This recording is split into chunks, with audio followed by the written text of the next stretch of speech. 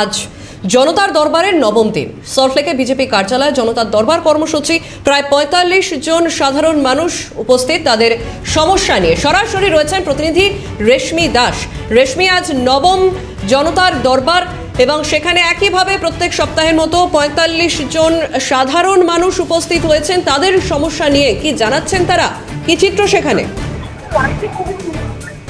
দেখো, মুখ্যমন্ত্রীর কর্মব্যস্ত একাধিক সূচি রয়েছে আজকে, পাশাপাশি তার মধ্যে তিনি জনতার দরবারে আসবেন এবং সাধারণ মানুষের সঙ্গে কথা বলবেন, তাদের সমস্যা শুনবেন, তাদের সমস্যা নিরসনের চেষ্টা করবেন। এবং আজকে যে জনতার দরবার, নবমতম জনতার দরবার বিজেপির সল্টলেকে যে কার্যালয় রয়েছে সেখানে এই জনতার দরবার হচ্ছে। ৪৫ জন মানুষ তাদের সমস্যা নিয়ে আজকে মুখ্যমন্ত্রীর কাছে এসেছেন। কেউ জমি সংক্রান্ত সমস্যা নিয়ে এসেছে, আবার কেউ তার চিকিৎসা সংক্রান্ত সমস্যা নিয়ে এসেছেন, পাশাপাশি আরো বিবিধ সমস্যা নিয়ে সাধারণ মানুষ আজকে জনতার দরবারে উপস্থিত হয়েছেন। ৪৫ জন সাধারণ মানুষ আজকে মুখ্যমন্ত্রীর সঙ্গে সরাসরি কথা বলতে পারবেন এবং তারপরেও যদি কেউ আসেন সেক্ষেত্রে তাদের যে সমস্যার গুরুত্ব বিবেচনা করে মুখ্যমন্ত্রীর সঙ্গে তারা কথা বলতে পারবেন। মূলত জমি সংক্রান্ত সমস্যা নিয়ে আজকে বেশিরভাগ মানুষ এসেছেন। তাদের মধ্যে কয়েকজনের যে সমস্যা, গুরুতর সমস্যা, বেশিরভাগেরই কিন্তু তৃণমূলীরা তাদের জমি দখল করে নিয়েছে। তৃণমূলের আমলে পুলিশকে জানিয়েও কোনো সুরাহা মেলেনি, জল গড়িয়েছে কোর্ট পর্যন্ত, তবে কোর্টের যে নির্দেশ সেই নির্দেশকেও মান্যতা দেয়নি তৃণমূলীরা। এরকম অভিযোগ উঠে এসেছে আজকে জনতার দরবারে বারংবার। আবার কারো সন্তান খুন হয়েছেন বিজেপি করার অপরাধে, তারাও আজকে জনতার দরবারে এসেছেন, কারণ তারা বলছেন যে তৃণমূলের আমলে খুন হওয়ার জন্য সেই সময় তদন্ত প্রক্রিয়া সঠিকভাবে এগোয়নি, এগোয়নি এবং পুলিশ তদন্ত প্রক্রিয়া ধামাচাপা দেওয়ার চেষ্টা করেছে এবং তদন্ত প্রক্রিয়া বিপথে চালনা করেছে। তার জন্য তারা আজকে অভিযোগ জানাতে এসেছেন। তাদের আশা মুখ্যমন্ত্রীকে জানালে তারা তাদের সমস্যার সমাধান পাবেন, কারণ পূর্বতন সরকারের আমলে পূর্বতন যে মুখ্যমন্ত্রী ছিলেন মমতা বন্দ্যোপাধ্যায়ের কাছেও বিভিন্ন মানুষ এই সমস্যা নিয়েই কিন্তু যাওয়ার চেষ্টা করেছিলেন। মমতা বন্দ্যোপাধ্যায়ের সমস্যার সমাধান তো দূরের বিষয়, সমস্যার কথা তারা জানাতে পারেননি, কারণ মমতা বন্দ্যোপাধ্যায় পর্যন্ত তারা পৌঁছতে পারতেন না, এরকমই অভিযোগ করেছেন অনেকে। তাই বর্তমান যিনি মুখ্যমন্ত্রী রয়েছেন শুভেন্দু অধিকারী, তিনি যে মানবিক, সেই তার মানবিক রূপই বারংবার ফুটে উঠেছে, কারণ তিনি মানুষের সঙ্গে সরাসরি দেখা করছেন। তিনি মুখ্যমন্ত্রী হিসেবে দায়িত্ব গ্রহণ করেছেন ৪ মাসের কিছুটা বেশি সময় হয়েছে, তার মধ্যেও তিনি এত মানুষের সঙ্গে সরাসরি দেখা করেছেন, এত মানুষের সঙ্গে সরাসরি সাক্ষাৎ করেছেন এবং তাদের সমস্যার কথা শুনেছেন, যা পূর্বতন সরকারের আমলে কিন্তু দেখা যেত না। কিন্তু বর্তমানে মুখ্যমন্ত্রী শুভেন্দু অধিকারী সরকার পরিবর্তন হয়েছে এবং তার ফলে এখন কিন্তু দেখা যাচ্ছে শুভেন্দু অধিকারী মানুষের সঙ্গে সরাসরি কথা বলছেন মুখ্যমন্ত্রী তিনি, এবং এরকম মুখ্যমন্ত্রী আগে বাংলা পায়নি বলছেন সাধারণ মানুষ, কারণ মুখ্যমন্ত্রী হিসেবে শুভেন্দু অধিকারী সরাসরি মানুষের সাথে কথা বলছেন। শুভেন্দু অধিকারী ইতিমধ্যে প্রবেশ করেছেন জনতার দরবারে, সেই ছবি সরাসরি দেখতে পাচ্ছ।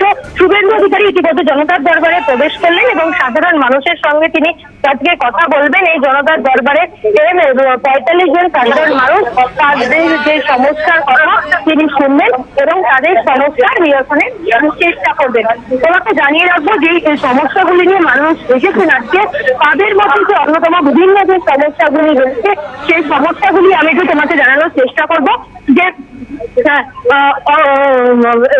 ইতিমধ্যে বিশ্বনাথ ঘোষ জায়গাটা তার অন্তর্গত সুটিয়ার বাসিন্দা, তার অভিযোগ সেখানকার প্রধান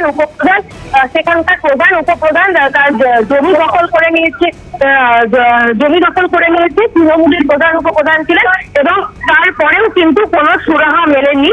ইতিমধ্যে জানিয়েও অর্থাৎ যেই কথা তিনি বলছেন জানিয়েও কোনো সুরাহা মেলেনি আগে সরকারকে জানিয়ে, এবং আগে যখন প্রশাসনকে জানিয়ে কিন্তু কোনো রকম সুরাহা মেলেনি বলে তিনি অভিযোগ করেছেন।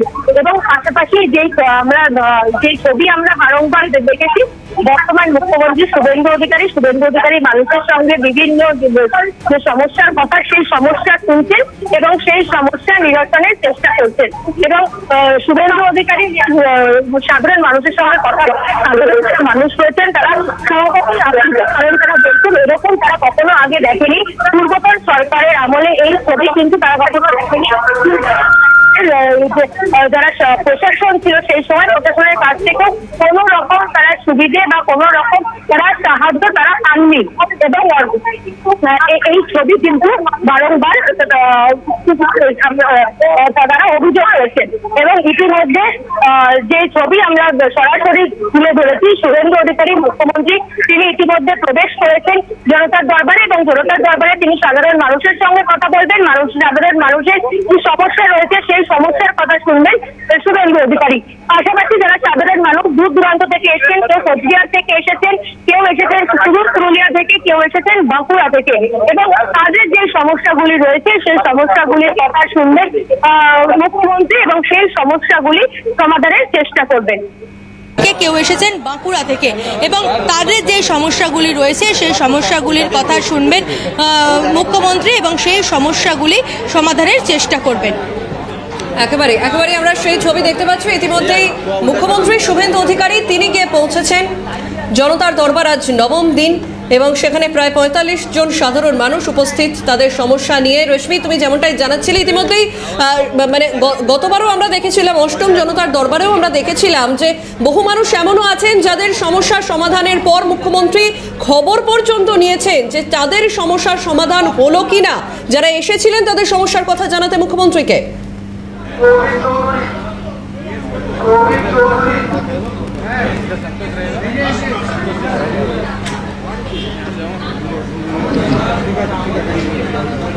একদম দেখো, এর আগে আমরা অর্থাৎ গত সপ্তাহে যে ছবি তুলে ধরেছিলাম, যাদের সমস্যার সমাধান হয়নি জনতার দরবারে আসার পরেও তাদের সমস্যা কেন সমাধান হয়নি তা কিন্তু নিজে জানতে চেয়েছেন মুখ্যমন্ত্রী, এবং তাদের সমস্যা নিরসন না হওয়া পর্যন্ত তাদেরকে ফের জনতার দরবারে রাখা হয়েছে। এবং জনতার দরবারের যে টিম তারা তাদের কথা ফের শুনেছেন, অর্থাৎ শুধু যে জনতার দরবার হচ্ছে, মুখ্যমন্ত্রী আসছেন জনতার দরবার করছেন এবং তিনি সমস্যার কথা শুনছেন চলে যাচ্ছেন, এরকম কোনো কিন্তু বিষয় নয়, তা বারংবার স্পষ্ট হচ্ছে এই চিত্র দেখে।